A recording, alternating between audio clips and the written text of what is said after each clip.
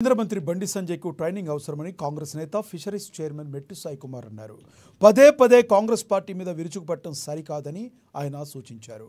ముందు మీ బీజేపీలో జరిగే అంతర్గత విభేదాల మీద దృష్టి పెట్టండి అంటూ ఆయన చురకలంటించారు. ఏది పడితే అది మాట్లాడి కేంద్ర మంత్రిగా ఉన్న మీ పరువు తీసుకోమాకండి అని హితవు పలికారాయన.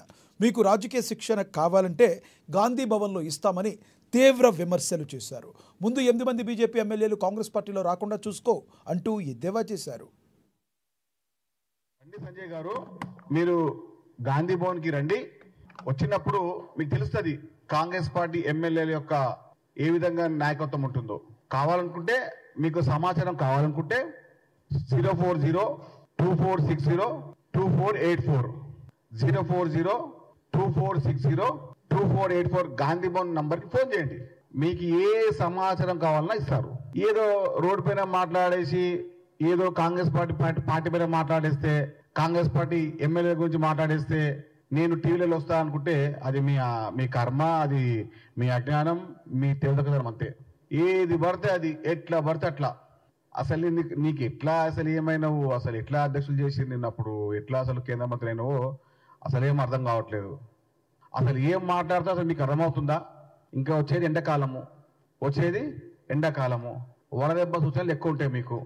బండి సంజయ్ గారు, మీరు మార్చ్, ఏప్రిల్, మేలో మీరు ఎండాకాలం కాబట్టి మీరు బయటికి వెళ్ళకండి. వడదెబ్బ తాగడం వల్ల మీకు చాలా ఇబ్బందులు ఏర్పడతాయి. అప్పుడు మీరు ఏం మాట్లాడదో దేవుని తెలియదు. కాబట్టి ఈ వచ్చే 3 నెలలు మీరు బయటకు వెళ్ళకండి. ఎందుకంటే ఒక కేంద్ర మంత్రిగా మీరు ఉన్నారు, ఏది పదార్థం మాట్లాడుతున్నారు. ఇప్పుడు ఎండాకాలం రాకముందు ఎట్లా మాట్లాడుతున్నారు. కాబట్టి మీ ఆరోగ్య దృష్ట్యా, మీ వయసు దృష్ట్యా, మీ యొక్క మేధావితనం దృష్ట్యా మా సూచన ఇది. వచ్చే ఎండాకాలం వరకు మీరు బయటికి వెళ్ళకండి, అయిపోయేంత వరకు. ఎందుకంటే ఒక కేంద్ర మంత్రిగా ఉన్నారు, మీరు ఏది పడితే అది మాట్లాడేస్తే తెలంగాణ రాష్ట్ర ప్రజలు నమ్మలేకుంటారు. కాబట్టి మీరు మాట్లాడే ముందు ఒక ట్రైనింగ్ తీసుకోండి. మీకు ట్రైనింగ్ ఏమైనా అవసరం ఉంటే మేము ఇస్తాం, ఎట్లా మాట్లాడాలను. ఏది పడితే అది మాట్లాడేస్తే మీ స్థాయి పెరుగుతుంది అనుకుంటే అది మీ కర్మ, ఇక మీ అజ్ఞానం అది. బండి సంజయ్ గారు, మీరు గాంధీ భవన్ కి రండి. వచ్చినప్పుడు మీకు తెలుస్తుంది కాంగ్రెస్ పార్టీ ఎమ్మెల్యేల యొక్క